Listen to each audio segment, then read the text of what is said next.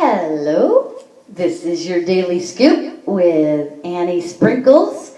It is Thursday, March 10th. So for those who've been tuning in the last couple days, I've been sharing actually these questionnaires and these quizzes around a haven of safety in marriage. And these are excerpts from, again, I'll just repeat in case you're just tuning in today and you want to participate. This is part of a learning session that I organized when I was doing a lot of work with one of the organizations here locally that I co-founded called Stand Up Guys. So this was a few years ago that we did this, but we used to have monthly learning sessions, and one of the nights, a friend of mine, a professor at Roberts Wesleyan College, Dr. David Skiff, came in and facilitated this, and then we did it again at a big symposium out at the college. But so just to get people thinking about healthy relationships, I thought I would share these. They're kind of like a questionnaire or a quiz where you can scale how you feel about your intimate partner as they relate to these questions, and then how you would perceive how they would answer them.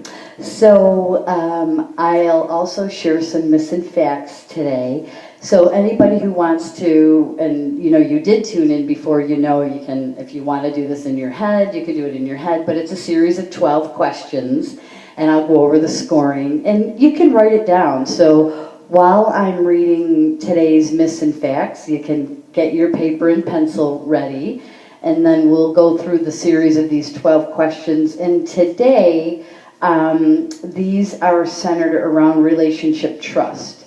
Okay, so it's the same scoring. A 0 is never, a 1 is rarely, a 2 is occasionally, a 3 is more often than not, a 4 is most of the time, a 5 is all of the time. So when we go through these questions, you'll give each one of them a score, and you're actually going to score it twice. So the first number that you're going to write down the number that best fits how you perceive your spouse or your partner, your intimate partner. And then on the line next to that, you're going to write the number that best fits what you think your spouse would say about you. Okay? So that's how we do this, and then we go through the series of questions. So I will read a couple of myths and a couple of facts. And this one, I know I've put it in my posts in the past, but I think it's worth repeating time and again, because it really is still, to this day, one of the myths I find still needs to be dispelled in our daily conversations, and it is only physical abuse is considered abuse. And the truth is, abuse can also be verbal, emotional, financial, or sexual in any intimate partner relationship. Another myth, anger management or marriage counseling or partner counseling will help. The truth is, this is not only misleading, but it can be dangerous because it places partial responsibility on the victim, and then that shifts it from the perpetrator. So you really want to, if there's any question or any doubt, you always want to call, either the national hotline, which I've got up on the screen, 800-777-SAFE or 7233. I think the local number might be cut off on your screen, but the local center here in Monroe County is the Willow Center, and that's 222-SAFE or 7233. Okay, so a fact about domestic violence, and I don't think I've shared this one yet. Women who have experienced domestic violence are 80% more likely to have a stroke, 70% more likely to have heart disease, 60% more likely to have asthma, and 70% more likely to drink heavily than women who have no experience with intimate partner violence.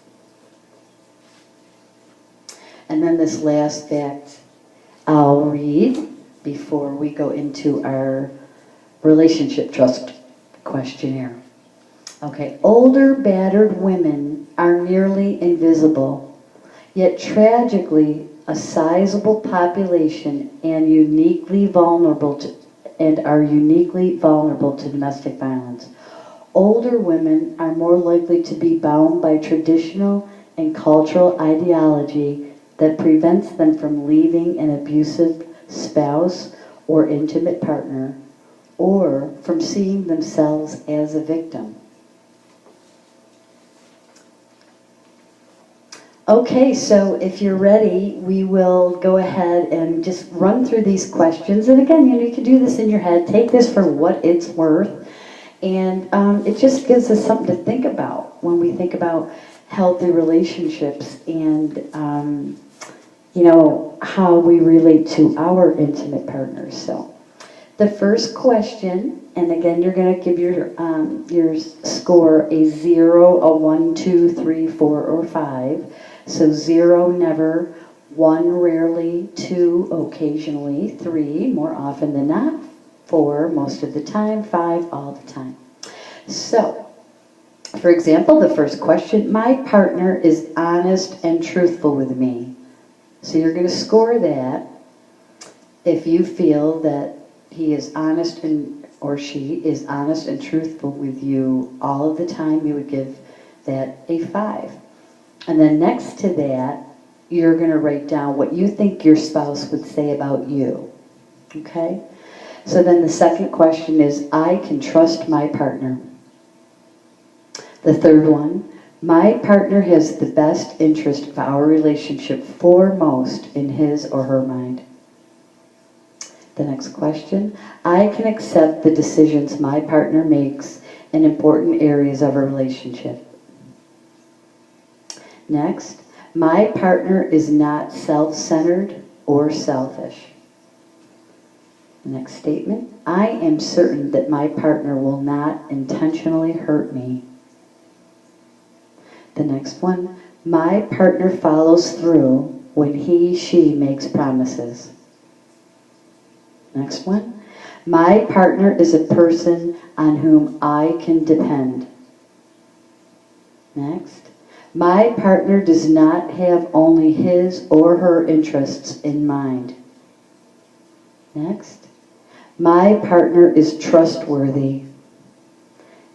And then the last question or statement, in important areas of our relationship, my partner has not violated my trust.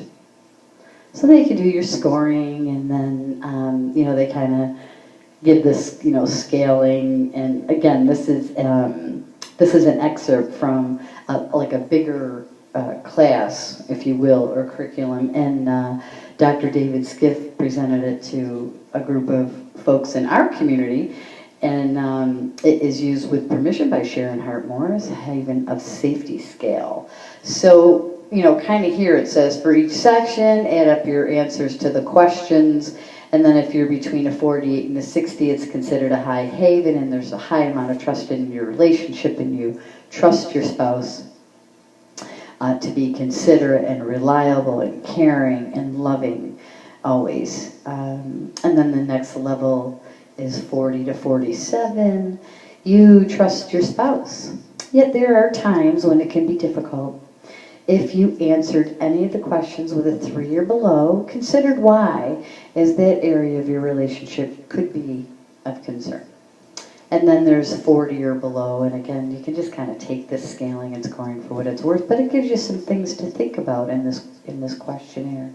So if it's on the low end, of course, there's a little blurb here, trust in your relationship is very low. You probably don't trust your spouse with your heart, and you don't trust that your spouse will be thoughtful and caring of you despite any turmoil or tragedies in your marriage or in your family. So anyways, there's the questionnaire for your daily scoop today. I don't think I gave you a flavor yet, but the next flavor I'm going to make is chocolate peanut butter ball ice cream. So that's going to be the flavor of the day.